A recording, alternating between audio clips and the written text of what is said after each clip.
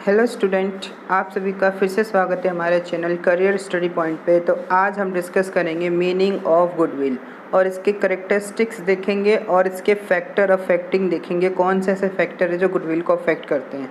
तो ये बेसिकली हमारा 12th क्लास का फंडामेंटल ऑफ पार्टनरशिप की बुक से लिया गया चैप्टर है। तो ये हमारी वीडियो प्योरली थियोरेटिकल पोर्शन से रिलेटेड है और इसके अगले पार्ट में हम डिस्कस करेंगे method of calculation of goodwill, जिसमें हम पहला मेथड डिस्कस करेंगे। चलिए स्टार्ट करते हैं आज की वीडियो। देखो, मीनिंग ऑफ गुडविल अगर मैं सिंपल लैंग्वेज में कहूँ तो गुडविल का मतलब होता है रेपुटेशन ऑफ द फर्म, और जो फर्म को हेल्प करती है नॉर्मल प्रॉफिट से थोड़ा एक्स्ट्रा प्रॉफिट कमाने के लिए।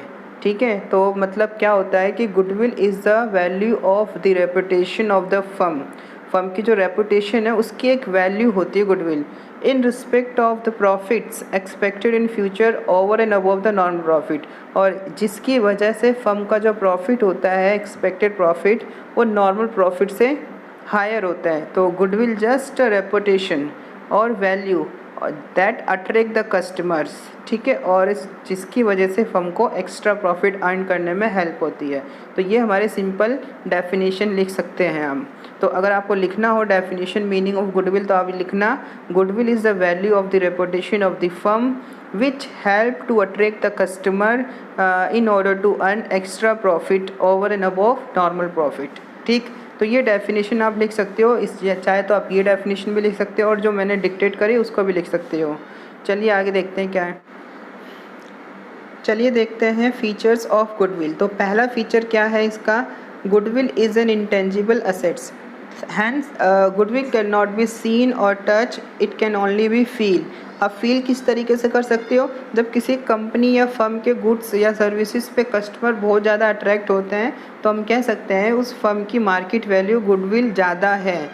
ठीक है, बट हम देख नहीं सकते, नहीं छू सकते, बट हम फील कर सकते हैं उसकी रेपुटेशन कितनी हाई है या उसकी वैल्यू मार्केट में कितनी हाई है। That is called intangible assets, hence goodwill is also an intangible assets. Second point क्या है, सेम है इसके साथ। थर्ड देखो, valuation of goodwill is subjective. अब देखो, सब्जेक्टिव का मतलब होता है जब एक आंसर के ना जवाब डिफरेंट तरीके से आते हैं, कॉमन एक पॉइंट नहीं होता। अगर आपको ऑप्शन दे दिए जाए तो हर कोई आंसर करेक्ट देगा और सेम आंसर देगा, लेकिन अगर सब्जेक्टिव है और उसको लिखने को कहें तो हर कोई आंसर सही तो देगा लेकिन तरीका सबका अलग होगा। तो यहाँ गुडविल को कैलकुलेट करने का जो उसकी वैल्यू निकालेंगे तो वो सबकी अलग आएगी, एग्जैक्टली सब की सेम नहीं आएगी। कहने का मतलब होगा कि कॉमन वैल्यू कोई नहीं बता पाएगा।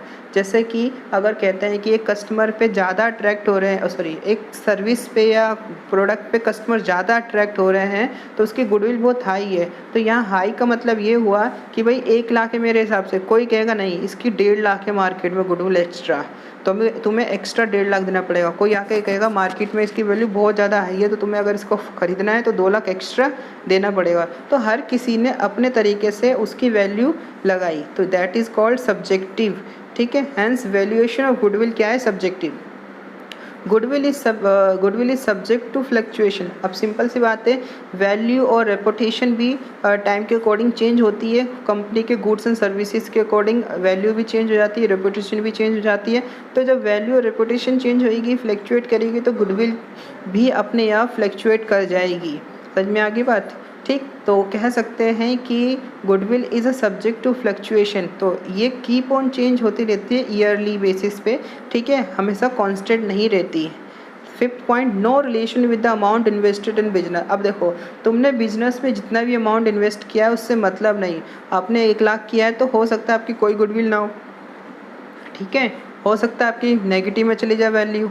ठीक, या तो आपकी 1 लाख इन्वेस्ट किया है वो कह सकते हो उसकी आज वैल्यू 10 लाख है तो 9 लाख गुडविल हो सकती है। तो कोई एग्जैक्ट डिफाइंड डेफिनेशन नहीं है यहाँ पर गुडविल की। ठीक है, कि आप सिंपल ये कह नहीं सकते कि इन्वेस्टेड अमाउंट के ऊपर डिपेंड करती है मार्केट वैल्यू या गुडविल। आप इन्वेस्ट जितना भी करो, गुडविल डिपेंड करती है performance, reputation, value, face value, ठीक है, आपकी एफिशिएंसी पे डिपेंड करती है। चलो नेक्स्ट देखते हैं। नेक्स्ट है फैक्टर अफेक्टिंग गुडविल। तो नेचर ऑफ बिजनेस में क्या है भाई हमारा पहला। अब बिजनेस के कई तरीके होते हैं, कई तरीक़ों का बिजनेस होता है, तो उस कई फॉर्म्स ऑफ बिजनेस पे डिपेंड करता है कि गुडविल किस तरीके से अफेक्ट होएगी।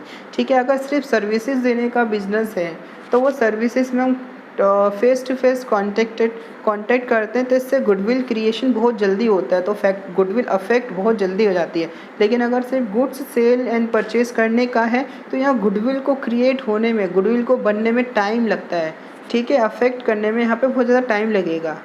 ठीक, तो नेचर ऑफ बिजनेस पे डिपेंड करता है कि हम किस तरीके का बिजनेस कर रहे हैं, उस तरीके के बिजनेस पे गुडविल अफेक्ट होएगी। दूसरा है लोकेशन। अगर लोकेशन आपकी किसी सेंटर के सिटी के सेंटर में है तो आपकी रेपुटेशन वैल्यू बहुत ज़्यादा हाई हो जाएगी, जिसकी वजह से आपकी गुडविल बहुत ज़्यादा हाई हो जाएगी। ठीक है, तो अगर आप आउटर एरिया पे हो तो कह सकते हैं वहाँ पर कोई कस्टमर अट्रैक्ट नहीं होगा, बहुत रेयरली कोई कस्टमर जाएगा आसपास का, तो वहाँ मार्केट वैल्यू को क्रिएट करना बहुत रेयर चांस होता है। ठीक है, तो कह सकते हैं लोकेशन से भी गुडविल अफेक्ट होती है। ठीक है, अगर सेंट्रल पॉइंट है किसी बिजनेस का एरिया में तो लोकेशन बहुत सुटेबल है और गुडविल बहुत जल्दी से क्रिएट हो जाएगी वहाँ पर। Efficiency of management. अब एफिशिएंसी ऑफ मैनेजमेंट सबसे बड़ा की पॉइंट है गुडविल क्रिएट करने का। क्यों? क्योंकि अगर एक मैनेजमेंट एफिशिएंट तरीके से काम करेगा तो हम कह सकते हैं कि फर्म की जो प्रॉफिट कैपेबिलिटी अर्न करने की वो जल्दी जल्दी हाई होती चली जाएगी।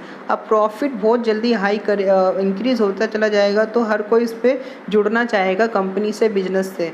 अब जब कस्टमर इन्वेस्टर्स की तरफ अट्रैक्ट होने लग जाए, समझ लो उस फर्म की गुडविल बहुत जल्दी क्रिएट हो गई। अगर एफिशिएंट मैनेजमेंट सिस्टम नहीं है तो कह सकते हैं यहाँ पर गुडविल बहुत ज़्यादा डाउन रहेगी। तो फैक्टर क्या हुआ, क्या कह सकते हैं कि efficiency of management is a main और की पॉइंट अफेक्टिंग द गुडविल। अब है हमारा मार्केट सिचुएशन। अब मार्केट में कभी कभी रिसेशन, डिप्रेशन और क्या होता है भाई, और प्राइस इन्फ्लेशन डिफ्लेशन का दौर चलता रहता है। ठीक है, ग्रोथ हो गया, ग्रोथ का दौर चल रहा है। तो इस सिचुएशन में क्या होता है कि जब भी ग्रोथ या फिर रिसेशन डिप्रेशन का सीजन आता है, उसके अकॉर्डिंग कंपनी की सिचुएशन भी डाउन या अप होती रहती है, तो वहाँ पे गुडविल की वैल्यू भी अप एंड डाउन होती रहती है। अगर मार्केट अप जाएगी तो गुडविल भी अप, मार्केट डाउन तो गुडविल भी डाउन। ठीक है, सप्लाई चेन। अगर किसी कंपनी या फर्म का सप्लायर के साथ अच्छा कनेक्शन है, हर सब मार्केट में जितने भी सप्लायर हैं सबके साथ अच्छा कनेक्शन है, जहाँ कस्टमर ने अगर एक डिमांड करी और कंपनी या फर्म ने तुरंत उसकी डिमांड को फुलफ़िल कर दिया तो कह सकते हैं गुडविल बहुत जल्दी क्रिएट होगी। लेकिन अगर सप्लाई चेन सिस्टम अच्छा नहीं है तो अगर कस्टमर की ओर से डिमांड आती है और उसको टाइम लग जाता है भाई सप्लाई पूरा करने में, तब तो कस्टमर क्या होगा, दूसरे पे शिफ्ट हो जाएगा और गुडविल वहाँ पर अफेक्ट कर जाएगी। ठीक है, पेटेंट ट्रेडमार्क का लाइसेंस। अब गुडविल का मेन रीज़न ये भी है कि अगर कोई फर्म अपनी सर्विसेज या गुड्स या फिर कोई भी प्रोडक्ट का पेटेंट ट्रेडमार्क या लाइसेंस ले लेती है तब उसकी प्रोडक्शन सिर्फ उसके हाथ में होती है और किसी के हाथ में नहीं होती। और द मेन रीज़न यही होता है गुडविल बनने का भी। चलिए अब देखते हैं टाइप्स ऑफ गुडविल, मतलब कितने तरीके की गुडविल होती है। तो देखो, दो तरीके की गुडविल होती है, एक परचेज्ड गुडविल और दूसरी हमारी non purchased goodwill. Purchase goodwill अगर एग्जांपल से समझाऊं तो जैसे कि आपका एक बिज़नेस है और उस बिज़नेस की वैल्यू है 10 लाख। ठीक है, अब आप इसको जब सेल करने जाते हो तो उस फर्म को देने पड़ जाते हैं 12 लाख।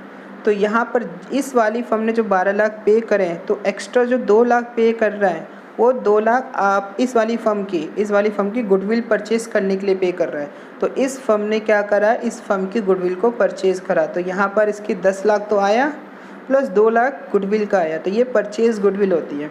मतलब अगर किसी भी फर्म की जो बैलेंस शीट में वैल्यू है उससे ज़्यादा पे करते हो तो जो एक्स्ट्रा पे कर रहे हैं वो गुडविल का पे कर रहे हैं, that is we are purchasing the goodwill. ठीक, आप दूसरा पॉइंट देखते हैं, non purchase goodwill. Non purchase goodwill हमारी इंटरनली जनरेटेड गुडविल होती है, ये हम खुद जनरेट करते हैं, तो ये हमें डिस्कस नहीं करना है इस चैप्टर में। हमें ये चीज़ें डिस्कस करनी है, हम इंटरनली कितनी गुडविल जनरेट करते हैं और इसको कैसे कैलकुलेट कर रहे हैं। ठीक है, ये हमारी एफिशिएंसी ऑफ मैनेजमेंट पे डिपेंड करता है, हमारे कई फैक्टर्स पे डिपेंड करता है जो पीछे पढ़े थे हमने। और इसके निकालने के 3 मेथड्स हैं हमारे पास, एवरेज, सुपर प्रॉफिट और कैपिटलाइज्ड। इसको हम 1 बाय 1 डिस्कस करेंगे। चलते हैं आगे।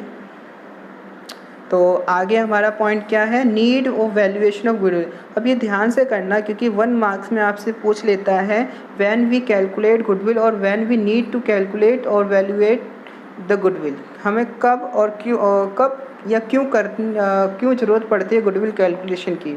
तो पहला पॉइंट है normally the need for valuation goodwill arise at the time of sale of business. Normally तो यही होता है, बट हमें नॉर्मली वाला केस नहीं करना है इस चैप्टर में, हमें जो करना है सेकंड वाले करना है, ठीक है। इन द पार्टनरशिप फर्म अब देखो पार्टनरशिप फर्म में क्या होता है, गुडविल कैलकुलेट करने के, वैल्यूएट करने के कई सारे सर्कमस्टेंसेस होते हैं। तो ये 5 सर्कमस्टेंसेस, 5 कंडीशंस दे रखी है, तो पाँचों को आपको याद रखना है कि पेपर में आपसे पूछेगा अपार्ट फ्रॉम दिस, ठीक है, व्हेन वी कैलकुलेट गुडविल, या फिर अपार्ट फ्रॉम दिस, तीनों के अलावा और कब हम गुडविल कैलकुलेट करते हैं, ठीक है। तो पहला पॉइंट क्या है, change in profit sharing ratio amongst the existing partner. अगर एग्जिस्टिंग पार्टनर का शेयरिंग प्रॉफिट चेंज हो जाए तो तब हम गुडविल कैलकुलेट करते हैं। क्यों करते हैं इसको चैप्टर में डिस्कस करेंगे, ठीक है। आगे एडमिशन ऑफ न्यू पार्टनर, जब एडमिट होता है न्यू पार्टनर तब गुडविल कैलकुलेट करते हैं। चलो इसको बता देता हूँ क्यों करते हैं एडमिशन वाले में। देखो जब ओल्ड पार्टनर फर्म को चला रहे होते हैं तो उसकी जो वैल्यूएशन है, जो गुडविल बनाई है ओल्ड पार्टनर ने बनाई है, तो उसका प्रॉफिट ओल्ड पार्टनर को मिलना चाहिए। इसलिए हम वहाँ पर क्या करते हैं, उसके आने से पहले, नए पार्टनर के आने से पहले हम गुडविल को पहले ही कैलकुलेट करके ओल्ड पार्टनर में बांट लेते हैं, या फिर उसके बराबर का अमाउंट न्यू पार्टनर से लेते हैं। भाई हमने इतनी गुडविल कैलकुलेट करी है तो तुझे अपने शेयर का इतना पोर्शन देना पड़ेगा और वो हम आपस में बांट लेंगे। समझ में आए। जैसे कि भाई हमने 10 लाख की गुडविल कैलकुलेट करी है फर्म की, अब तुम चाहते हो 50% शेयर, तो तुम्हें 5 लाख रुपए एक्स्ट्रा देना पड़ेगा गुडविल का। कैपिटल का तो दोगे, अपनी जो फर्म में आ रहे हो कैपिटल लगाओगे, प्लस 5 लाख एक्स्ट्रा गुडविल का देना पड़ेगा, ठीक है। और retirement of partner, death of partner case में भी कैलकुलेट करते हैं, क्योंकि जब पार्टनर रिटायर होता है तो उसको हमें खुद पे करना होता है गुडविल का। Dissolution of the firm, sale of business as a going concerns, ठीक है, ये हमारे केसेस हो जाते हैं। और अमलगमेशन ऑफ पार्टनर, अमलगमेशन का मतलब क्या, अच्छा डिसोल्यूशन का होता है जब फर्म क्लोज होती है, ध्यान रखना, से फर्म क्लोज हो रही है, पार्टनरशिप क्लोज हो रही है, यहाँ मिस्टेक है, जब पार्टनरशिप डिज़ोल्व हो रही है, ठीक है, फर्म डिज़ोल्व नहीं हो रही है, पार्टनरशिप के डिज़ोल्व होने से होता है, ठीक है। फर्म कंटिन्यू है लेकिन पार्टनरशिप डिज़ोल्व हो रही है, इसको करेंगे डिस्कस आगे। अमलगमेशन ऑफ पार्टनरशिप का मतलब ये होता है जब दो फर्म आपस में मिल जाती है तो वहाँ पे दोनों फर्म की गुडविल कैलकुलेट करने की ज़रूरत पड़ती है कि आपस में कितनी शेयरिंग होगी। ये था हमारा आज का topic, theoretical portion of goodwill. अब नेक्स्ट में मिलेंगे हम इसके प्रैक्टिकल के साथ। तो वीडियो पसंद आई है तो चैनल को सब्सक्राइब, लाइक, शेयर कर दीजिएगा। Thank you so much.